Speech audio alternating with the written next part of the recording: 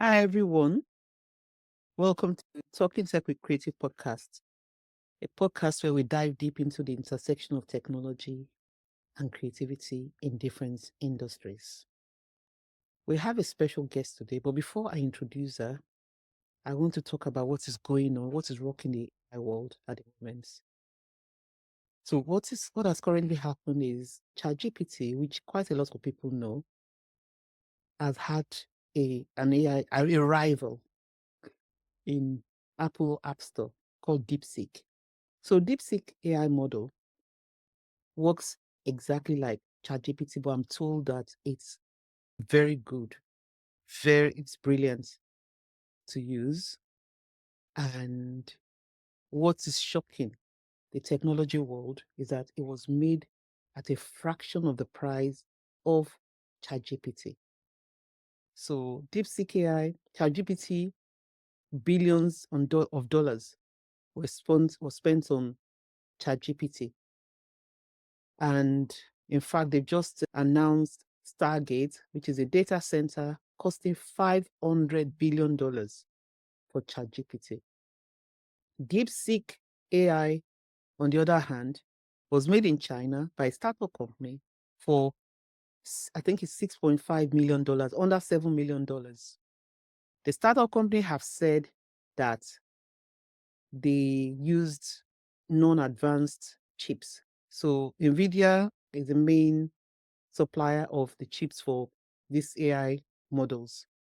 But the startup company in China have said that the chips they've used were non-advanced. They were able to put it all together, and they were able to build it fast and in a lean way for that amount of money. So, as I'm speaking, 500, about 500, I think about $600 billion has been wiped off NVIDIA's shares in one day, one loss for one day, for just the fact that you could build these AI models with chips that are cheap and that can be put together. And it's almost like a wake-up call for the technology world. Now, I went to ChatGPT. For those who might not even have used, who are listening to this, I might not even have used ChatGPT at all, because I'm assuming everybody has, but not everybody has. I went to ChatGPT to ask it, what is ChatGPT? So ChatGPT is an advanced AI language model that understands and generates human-like text for various tasks, including answering questions, writing content, and providing recommendations. And ChatGPT uses, they call him, I think it's multimodal, which means it uses audio, it uses text, and it uses audio, text, and if you put graphics, it can actually read your graphics. So if you take a photo of something that has text on it, it's able to read it and it's able to generate images. That's why it's called multimodal. So it's able to generate with whichever way you ask it its question. So that's ChatGPT. I wanted to explain that for those who might not have used it at all. Go try and play with it. I did the previous episode to this one, I did a solo episode on technology in general and just encouraging people to not bury your head in the sand, but to test this technology, even if, because quite a lot of people in my world, my literary world, are not happy with the way the companies like OpenAI, the people that are behind ChatGPT, how they were able to scrape data from people like us who are creators, scraped all our data, most of our data, and used it to train the AI model. So that's what a lot of authors, people in the creative world, graphic designers, artists are not happy about how, especially authors, because of especially the text, how those information was acquired. But what is happening now is that the way the future is, the direction of the future is more of authors owning their own intellectual property. So when I say owning your own intellectual property, I'm not saying that if you've got a publisher holds your IP, but your intellectual property could even be your social media posts, your blog, so many other things that are yours. So I advise you as a creative, not just an author, to start to develop your own community. Don't rely on one platform or other kind of platforms. TikTok was actually taken off in the US back, but TikTok was not operating in the US because of US laws. So don't rely on one platform. Develop your own. Start developing your own community now, because that's what the future holds, will be community based, where people will start seeking for the people that they trust the most, the people that they admire, the people that they want to follow. This is what I'm doing at the moment. I'm following people. I listen to their podcasts. I maybe if they create a private kind of community, I join that and pay a bit of money to just follow them and listen to them. That's the direction now. So start creating your community now. You can start with a mailing list if you are a creative or an author, even whichever industry you're at. It's vital you have a mailing list for your customers, for people that you're in contact with, so that they know that you exist, they know that you're human. There's a lot going on in the technology world. Things are moving very quickly. And China is, well, I follow Kai-Fu Lee. I've read his book, had a lot of things to say about AI. He used to be a president of Google and is a leading voice in the AI world. And he had said that the way China produce their technology, the way they develop their technology is different from the way places like the US will develop their technology. So they will be leaner and faster in putting things to the market at a fraction of the cost. So that is what is going on now, that the cost of these things, this DeepSeek have demonstrated that these things do not have to be expensive. Another thing that came to mind was, I need to explore this, but I will say that there's a kind of, I think Microsoft giving access to a kind of chat GPT. So if you've got Copilot, I need to go and check this properly. So I've not checked it. So please do your due diligence, but I'm told that Microsoft might give access to chat GPT. So people are paying like maybe $20 or more a month now. So for the cheapest access, which is about $20 a month, you might, if you have Copilot, have access to that for free. But check that out before you cancel. If you had ChatGPT, check that out first. So that's what I'm going to say about AI this week. I also want to say that I'm still working on the Patreon. So when I have completed it, if you want to join me on Patreon, support me on this podcast, it'll be fantastic. And I'm going to make sure that I give value in return. And that is sharing what is going on in the technology world and how you can use that to scale up your business, either as a solopreneur or entrepreneur, or whichever way you are, how to help you to access or to understand those worlds, rather than it could be a bit confusing with everything that is going on out there. So I've got my ears to the ground. So that's what the Patreon is going to be about. So without much further delay, let me talk about Jendella Benson. So today I'm pleased to be speaking with Jendella Benson, author, editor, speaker, and head of editorial at Black Ballad, a platform that amplifies Black women's voices in Britain. We'll be diving into her journey as an author, her work in Black Ballad, and how technology is shaping representation in media and publishing. So, Jendella, welcome to Talking Tech with Creative Podcasts. I'm so excited to have you here. I really am. So, I want us to start with how this whole thing started, how you got into your journey from the beginning, from secondary school, where they would have told you, I'm sorry to preempt, don't dream. Oh, gosh. Tell me about your journey, the starting point. Wow, this is going back. This is going Way back. back, right? Yeah, we are going back in time. So secondary school, Mm. I left secondary school and I wanted to go into media. I wanted to be a broadcast journalist specifically. So I imagined myself on TV, maybe Sky News correspondent, And so I went to college and I studied media as well as English and what else? French and Spanish, I think.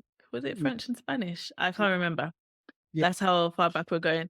But that's what I was studying. And then what happened after that? And then I think it was second year of college, I decided that I actually wanted to be an artist. I don't know why. Sure. I thought I wanted to be, or maybe more specifically a graphic Okay. designer. So I decided that I wanted to do graphic design. So I did some crazy switch. I switched out two of my A levels for art and textiles, and I started going Wow. down that path. Yeah, which was quite a step change from being broadcast journalist to now deciding that I did that. I left college. I think they call it a foundation degree at Camberwell College of Art to fully transition into the art path. I ended Mm-hmm. up studying graphic design and photography at Kingston University. And then I decided that I wanted, your face is like, where is this going? I'm okay. I'm Godsmacked. Yeah. I'm enjoying. I like gist. No, this is good. So I did graphic design and photography at Kingston University. Yeah. And then I decided there that I didn't like graphic design at all. I just wanted to do photography. So I left university thinking I'm going to be a freelance photographer. That's what I wanted to be.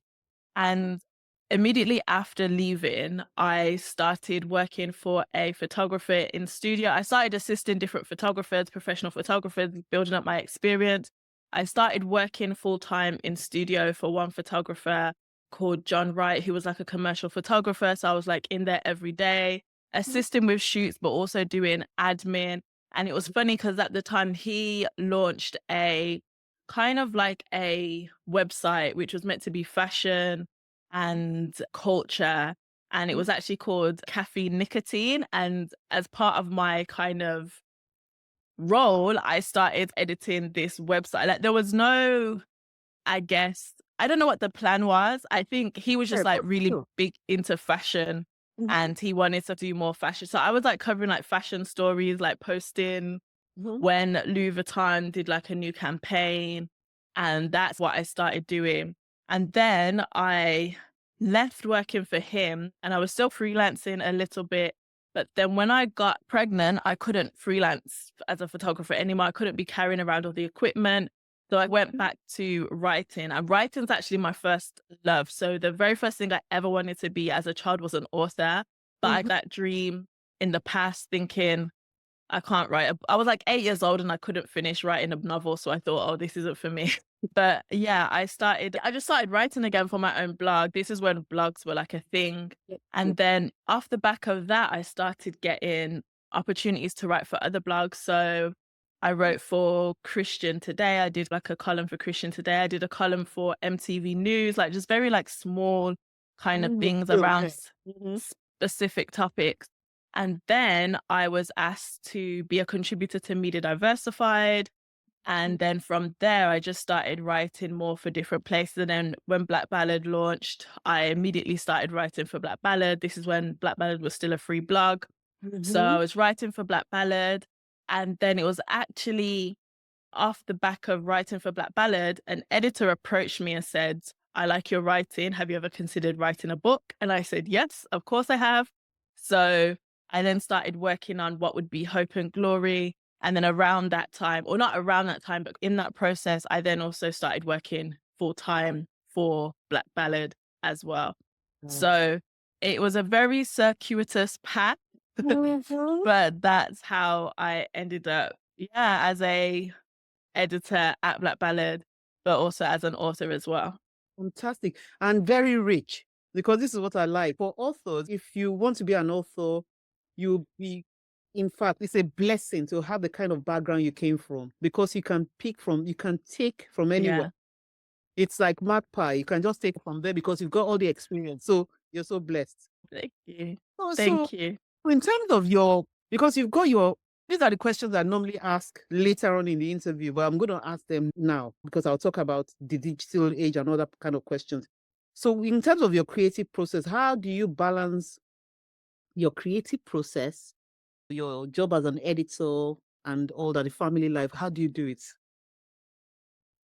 It I see the look in your eyes.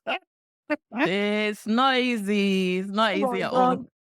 The rhymes, did you? I think there was something. I think Shonda Rhimes did a post on this. Did you? I don't know whether you saw it on Instagram. I don't think I Oh saw my it. God, go and see it.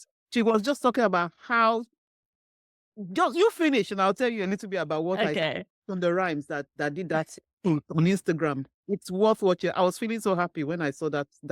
Go on then. Okay. So how do I do it? It's become easier as my kids have gotten older. So now we have I try to have a very like Yeah. strict structure. So they go to after school club 3 days a week. They have like football. They have all these different kind of things, and it's literally just about trying to slot things in as a Mhm. miss. If I'm honest, obviously Black Ballad is my day job. That is the job that pays my bills. So the majority of the time when my kids are in school, I'm working on Black Ballad, and that's my main focus. But when it comes to writing, I've started to find ways to like fit writing in other ways. So now one of the times I get the most writing done is when they're actually at football practice, which is an evening and there's 2 hours. And in between watching them play their matches, I have my latest manuscript printed out and bound into a wire bound Mhm. document. And I'm Mhm. just writing, editing as they're playing football, like how they take turns doing drills and take turns playing matches. So I'm watching them when it's their turn. When it's Mhm. not their turn, I'm like quickly write it. And that gives me like 2 hours. And then also on the weekends, I try to slot stuff in. So after today, our lovely conversation, I'm Yeah. going to take them to the park. And while they're at the park, I'll probably get some more writing done. But it's just about trying to, Balance. yeah, balance. I don't even think balance is the right word because it never quite feels like you're balancing. It always feels like there's some kind of missed weighing of the scale, and I'm not doing enough at work. I'm not doing enough writing. I'm not paying enough attention to my children. You never feel like you've quite got everything the way that it should be. But it's just that I just try to be very gracious with myself and just say, just do what you can. Just do Yeah. what you Well can. done. Well done. And I give myself enough. I know some people are writing like a book a year, maybe even more. I know that for me, a book's gonna take 2 years to write. It's Mhm. gonna take 2 years because I've got a lot of stuff happening at the same time. Yeah. So yeah, I just try to be realistic and give myself grace and just fit it in when I can. And different seasons, there's like different kind of space. Sometimes when I'm coming towards the end of a book, I might actually take some time off work to like really finish it. My family help as well in terms of like childcare. Like there's times when I can just drop the kids with say my aunt and my uncle and they'll be with their cousins playing and I know okay I've got an afternoon to really get some work done, but it's just yeah, it's a constant juggle. You know what? Yeah. So going to what Shonda Rhimes said, and if you're a mother out there, you've heard Jendella, it's not perfect. Don't try to make it perfect. Do your best. And don't beat yourself up. You No, know, never. that happened to me. I used to beat myself up because I was just, oh my God, I was such an artist. I was an artist. I was working. I was a mother. It was crazy. So Shonda Rhimes was talking about, she said, if, let's say I'm with my children. So, but Shonda Rhimes was talking about the fact that if she's somewhere in a meeting, that means that something else is not happening. That means that maybe she's not at a concert for her children. Mm, At the concert for her children, that means she's not at a meeting somewhere. So she's just saying that however it is, there's a loss somewhere. And she's just doing the best that she can. I yeah. loved it. I just went there and I listened to it. I've simplified it, but that's what she said. That there's Yeah. all something, you're not gonna ever get it perfect. Something is Yeah. lost. Yeah. So it's not perfect. And this is what it is for us. And we do it. And I really admire what you've done because you've like the brilliant books. Before we even go into me asking about technology and things, let's talk about your books. Hope and Glory. I read Hope and Glory. And some of you that know me, maybe follow me on other medium. I review books when I can. And I always say that when I put it on my TikTok, that it's when I can. So when a book has touched me, in one way or the other. I'm not reviewing it for anything else. If you come to me with a book, I'm not likely answer you. I only review books that mean something to me. And Hope and Glory did that for me. So I'm not going to say much about it because then I'm going to tell you, go and watch my TikTok on it and get a copy. So Janella wrote Hope and Glory, and it's, I would say, in a British, Nigerian, Black British community in Peckham. That's where it's Yeah. set. But that's just the starting point of this fantastic book. I'm not going to say no more.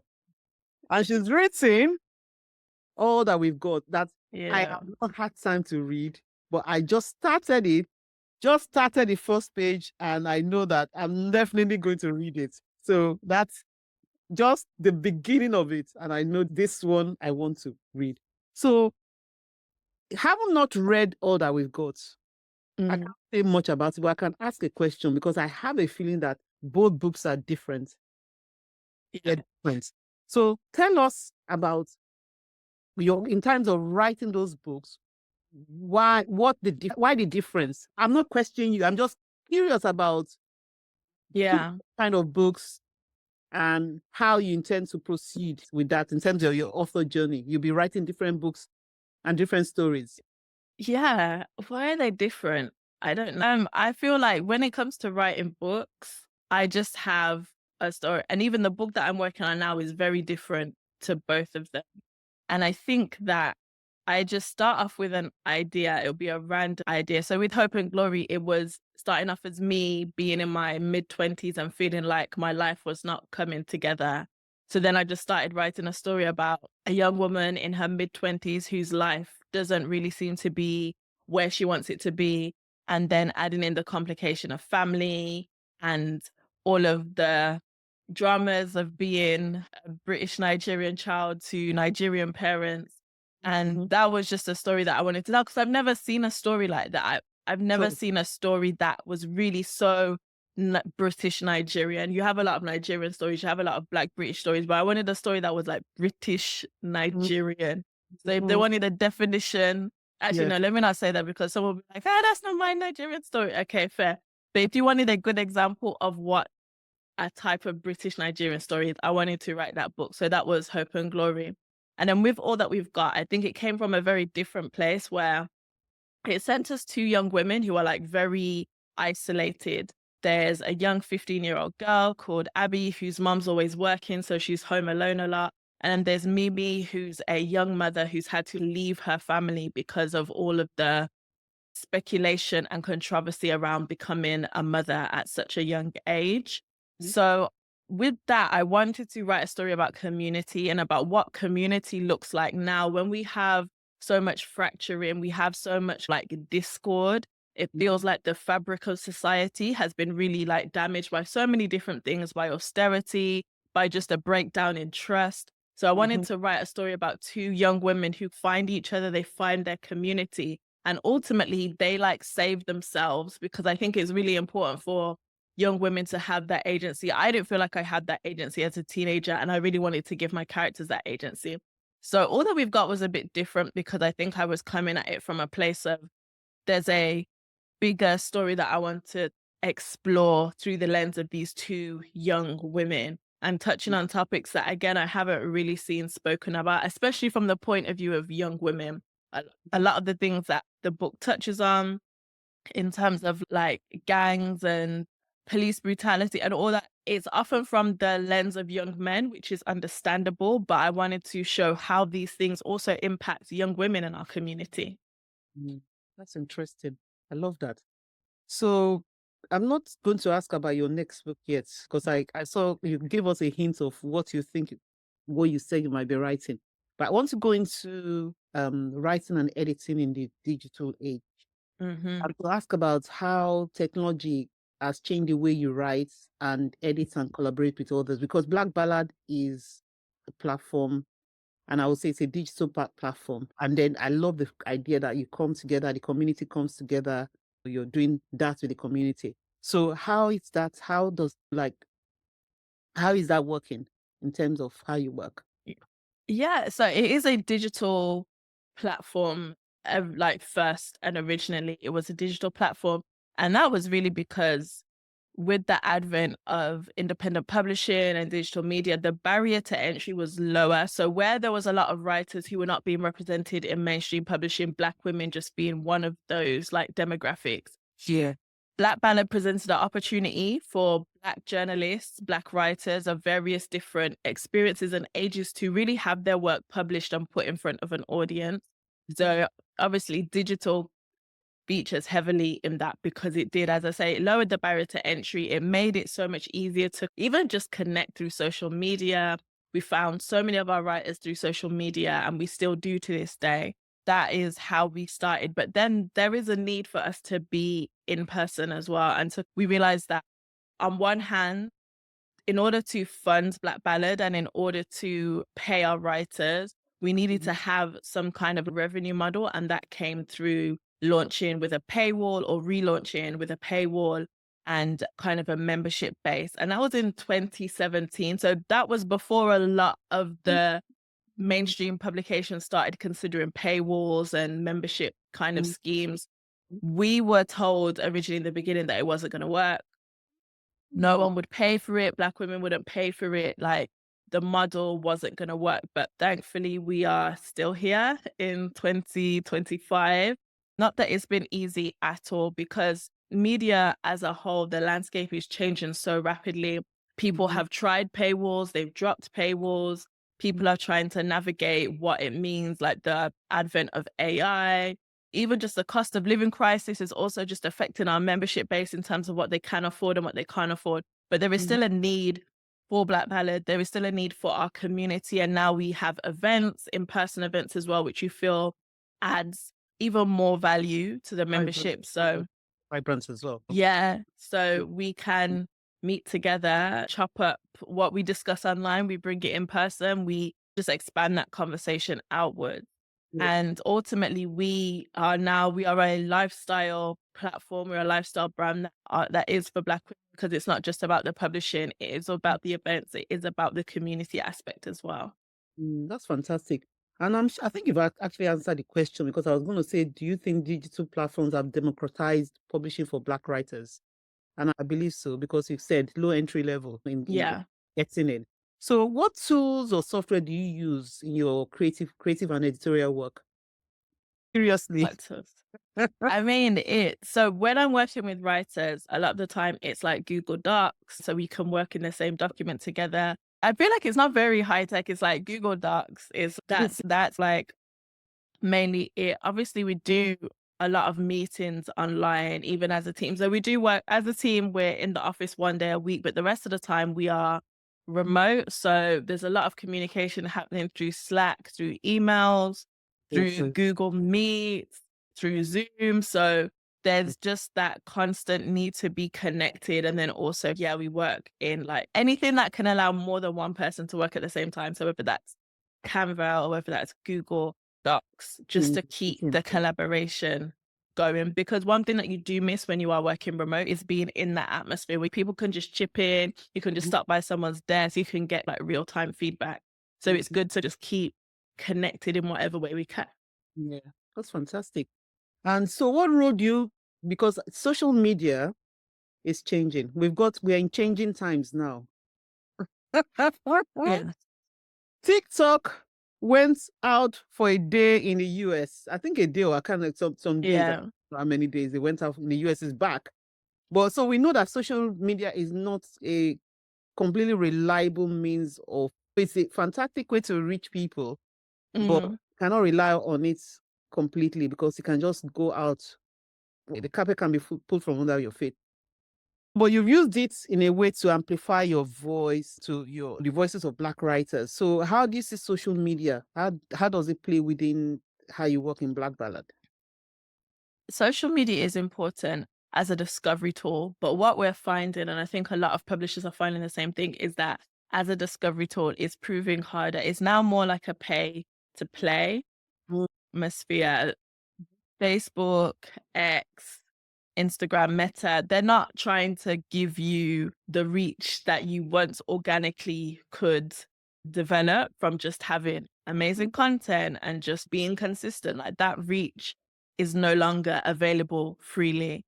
Even just in terms of distributing our articles as well, like we know that social media is like throttling publisher distribution. They want people to stay within their kind of siloed environment. They don't really want to share traffic.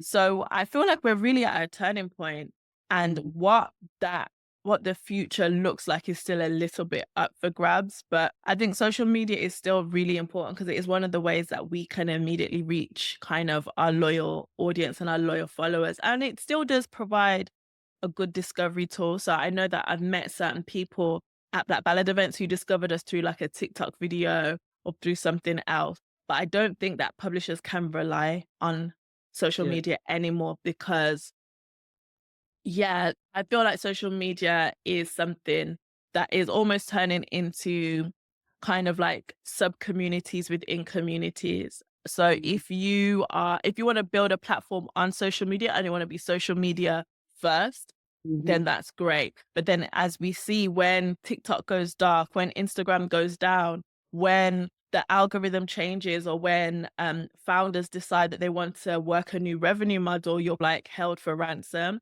So it is really important to try and develop and have your audience elsewhere across multiple platforms, ideally, but elsewhere. Easier said than done. But obviously at Black Ballads, we have over the years, we've developed a really strong mailing list who weekly get our emails. So whether that's a roundup of the articles that have been published, if you're a member, or just like the weekly founders letter from Toby, who's our founder or one of our co-founders. So that is a good way of maintaining relationship as well. And it's the slow and steady way because it's not like you can't go viral on an email list. It's not like, oh, I'm going to go viral on TikTok and gain like 10,000 followers in the space of a few days. You can't go viral with email, but all you can do is be consistent and just consistently provide something of value that hopefully your champions, your members, your followers will see this is worth it. So now I'm going to share. And one thing that we're also seeing is that a lot of private sharing as well, whether it's private WhatsApp group, private other groups online. So we can't rely on social media as like a megaphone anymore in the same way. It's more about working out how to connect individually with people who are within our community, and hopefully will then share or invite a friend along or like champion us within their smaller groups. But that is the way forward for now anyway, until something else changes. Makes sense. So have you delved into AI or other kind of how AI itself, and how do you think Yeah. influence Black Ballad in how you operate in the future? Yeah. So I think in terms of what we use AI for, I think, to be honest, it's for a lot of the grunt work. So a lot of the things that, whether it's like quickly analyzing data that we've collected, or whether there's some like really menial editorial tasks like creating sharing links that you can use AI so you can program AI to do these automated tasks. Are you using any agents yet? AI agents, what do you mean? So that's exactly what Oh, okay. Maybe I'm, like automate the system a little. yeah. Because like Yeah, AI. so like in very like small areas, we do have like AI automation that allow us to just do these menial tasks much quicker. Yeah. So it's proven useful in that aspect. I think there's a bigger fear about AI just in terms of as a generative tool, in terms of writing. I have seen writers submit pitches which you can tell were done using AI. And it's funny when people say, how can you tell? And it's there's just an uncanny, there's a like general uncanniness to the writing that you're just like, it's too smooth, it's just it's like too sanitized, it's too generalized, it's like very much almost like paint by numbers in that kind of aspect.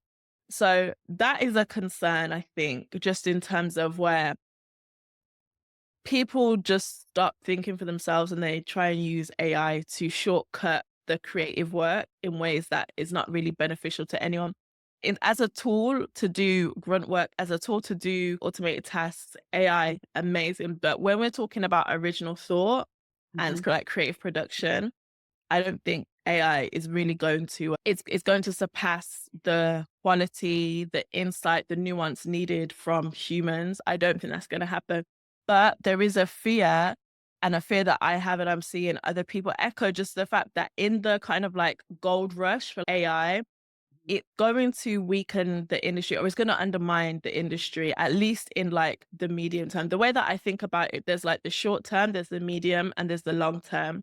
So actually, sorry, I said the medium term. I meant the short. In the short term, I think it will undermine the industry. We are seeing other publications who are now using AI to write articles with human kind of editors to go over it, which obviously affects just the job pool for kind of like new writers who are like trying to get their start at maybe a big publication by just writing those small entertainment articles or those small kind of articles. Now people are using AI to do that and getting an editor to overlook it, which I Mm. think that is quite damaging. Long term, I think that this rush for AI could potentially cause bigger issues down the road, which some people are talking about, but I don't think a lot of people are taking seriously. But medium term, I think the ingenuity, the insight, the nuance, the creativity that makes up human like creative production is always going to be there. It's just there's going to be a rocky road where people are trying to cut corners, people are trying to save costs, people are trying to rush to like profit using AI and bypassing humans because they see humans as like an expensive resource. Mm. So you were talking about the kind of issues I think. Do you want to talk about that? What issues do you see for the future? I'm just curious. I feel like I sound like a conspiracy theorist. Go on. Um, Help me out. I think that there's obviously concerns around just like misinformation and just digital literacy. I Mm. think there's even without kind of the advent of AI, there's always been a concern around like misinformation and like fake generated images and all this kind of stuff. And I think that as a whole, it feels like our digital literacy as a society is going down. People are just being spoon fed information, they're taking information for granted. On the internet, critical thinking seems to be a severely undervalued resource. And I That's think that important. is so important. And I think that it doesn't bode well for democracy. It doesn't bode well for the future of just cohesive societies that work together when we are not thinking, when we are just taking things at face value. There's a lot of room for manipulation. I think there's also the environmental aspect as well. Someone said that they thought AI would be the thing that will be cleaning the oceans of microplastics and like dealing with that, not like people trying to work out how to get AI to write books or to write poetry or to write film scripts and that kind of thing. I think that there is a concern about just the environmental impact, just in terms of the servers, in terms of the processing, in terms of all of that kind of stuff. And also, what does it mean for society when creative labor made by humans is not valued in the sense where the language learning models that make up AI have been trained on human produced stuff which has not been paid for, which Yeah. has not been valued, which has just been stolen wholesale to Mm-hmm. train AI. So the human production is not valued, but somehow we want AI to be. Yeah, I saw news of a new publishing imprint that was going to use AI to rush What? out books. Yeah. I Like, know why thousands of books. Yeah. thousands and that? Why are thousands and thousands of AI written books more valued than the creative input of the humans that train the AI? Because those creatives have not been compensated, they have not been remunerated, while the people who are making these large language learning models are like making billions and trillions and squillions. So I think that is quite a scary place where human labor is so undervalued, and AI labor, which wouldn't exist without the input of human labor, is so overvalued. Even just in terms of like when you hear about the people who are actively training AI, or in terms of like maybe correcting their like essentially digital sweatshop somewhere in the global south where people are like constantly And cleaning data, going over it's all a bit depressing. logical issue there. So what I would just point out again, because we talk about AI, but the aspect of AI that we're talking about is generative AI. Sorry, generative. Yeah. I did no, not even you correcting you. I'm just saying in Yeah. general that for the audience or the listeners. So I did an intro to this that you were not a part of, talking about what just came out in China. I don't know if you heard Mm. it. Yeah. Deep So seek. this is Yeah. all. So this is all generative AI now. There's a place for AI itself, the technology in Yeah. medical world, in sustainability, and so many areas. In sustainability, it's a bit dodgy because of all the kind of energy that it's going to Yeah. be. But in other aspects like medical field and other kind of fields, it's going to be life changing. Even another thing I thought about is that because we're in the West, we're not even aware of the impact of what AI can do in other communities. For example, languages. Languages that Mm. have not been, like I listened to a lady recently who is doing research in many about, I don't know how many languages. She's talked about the languages in the world, and they're trying to make AI be able to generative AI to be able to generate those languages and even the context of languages, working with experts around the world. So there's fantastic use cases for AI that would help those who don't have the what do they call it, the reach or Yeah. what isolated for one reason or the other and don't have even education. So there's a use case, but generative AI is the one that we're talking about that has done all these other things. Yeah. So Yeah, and I'll just say I am excited for the possibilities of AI. As I said, as a tool, it has made my life a lot easier, as I said, with some of the grunt work that takes place behind the scenes. And I think that there is such an amazing opportunity, again, to lower the barrier of entry across so many different industries, not to get AI to write books, not to get AI to that's what I create mean. art, Yeah. but to just allow people like accessibility, as you said, language. There's just so much potential, but I don't know. I just feel like humans ruin everything. We're always just rushing to Mm, profit. We're always rushing to almost like how we can exploit each other in the quickest and easiest way rather than just think, how can we like partner together and use this amazing technology as a tool to better all of our lives, not just make a few people trillionaires. that's the thing. And another thing I was saying to creatives, I did an episode before this, and I was talking to saying that look, try and have a voice in this because these people are creating this outside of the creatives. So you're Mhm. creating something for you're creating something out there that you've used all of our data out there, and you're not even consulting us. So for Yeah. technologies now, we have to have a voice. You have to come to us and say, what do you think? Do the research with us in mind. So that's what I say. So if you have, as a creator, you have any opportunity to be on at the table with any of the startups or any of the technology, make sure you have a voice. We can't bury our heads in the sand because this technology is progressing. So we really need to have a say in what Yeah. so that they can consult us and not create this and just hand it over to us and make the, like you said, squillions. And the second thing is community. Create your own community. Start creating your own community. Start being in touch. Look at what Jendella said in terms of Black Ballad, because those communities are the ones that are going to keep you going in this mad world now of AI, where people are looking for shortcuts. Community will Yeah. follow. They will follow you. The question. So let me look for my next questions. Yeah, you actually answered so many questions. So what advice would you give to younger people starting out? Oh, wow.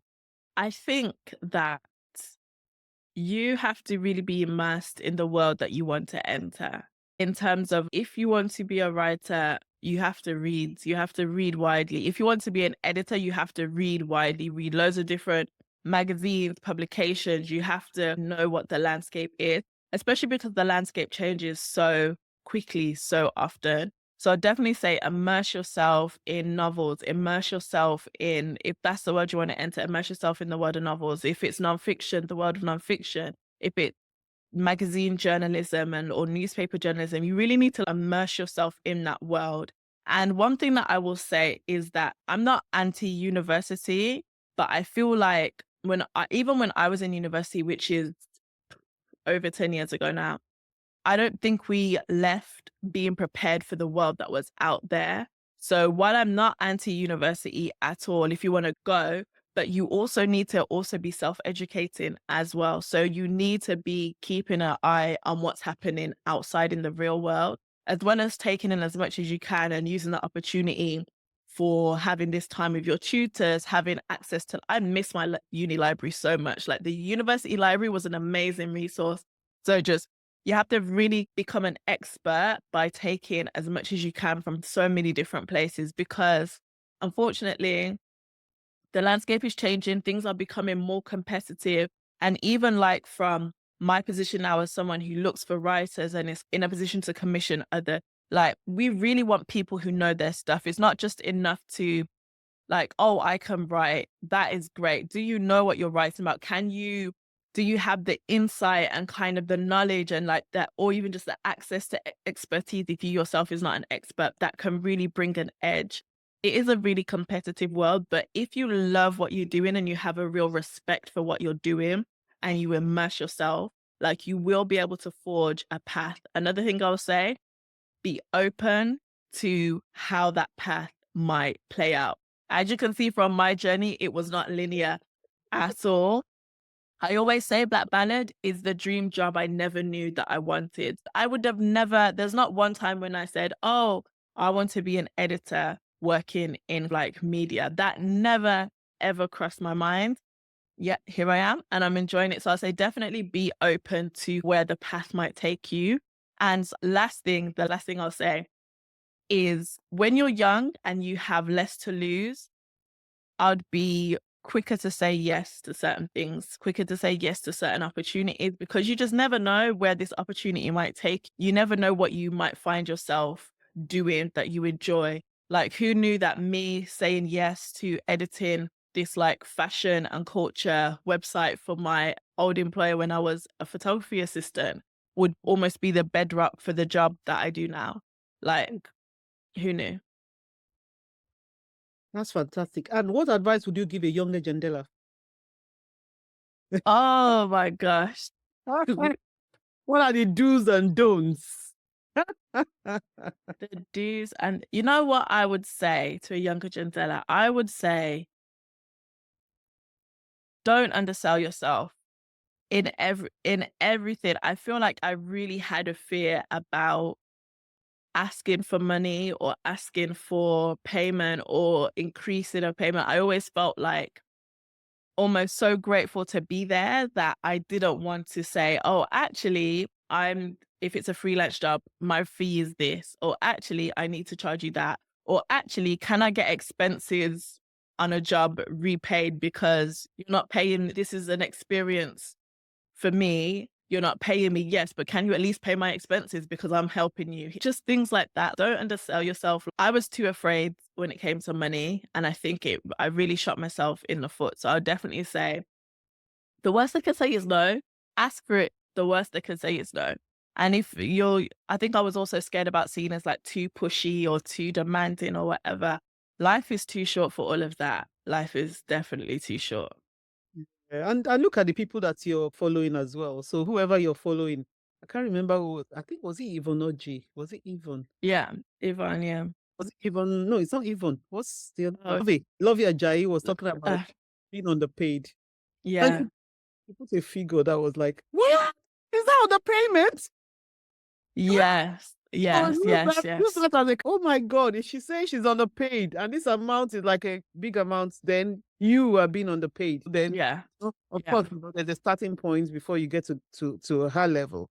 What are the kind of hobby that you're passionate about aside from your writing and everything else? What do you love? I need new hobbies. It's so interesting.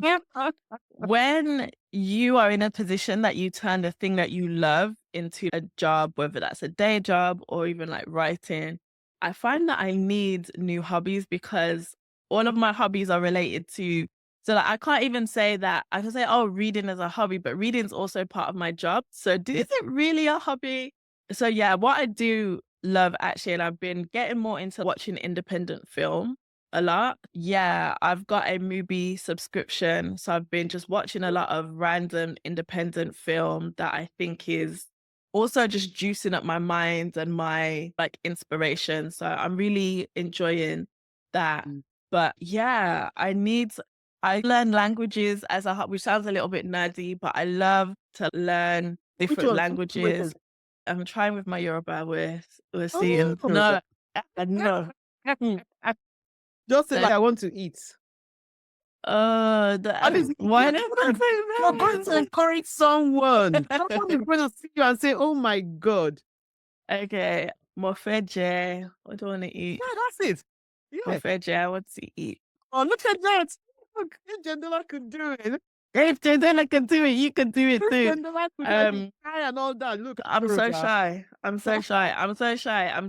And you know what? I think it's also tied into just that feeling of I just need to one thing I would tell my younger self as well is that you need to release all of the fears around how people perceive you. Like my issue with learning Yoruba is that I feel like I should know it by now. So I feel very embarrassed that I don't speak Yoruba and I'm embarrassed of sounding silly and all that kind of stuff. So like all of that I need to get rid of.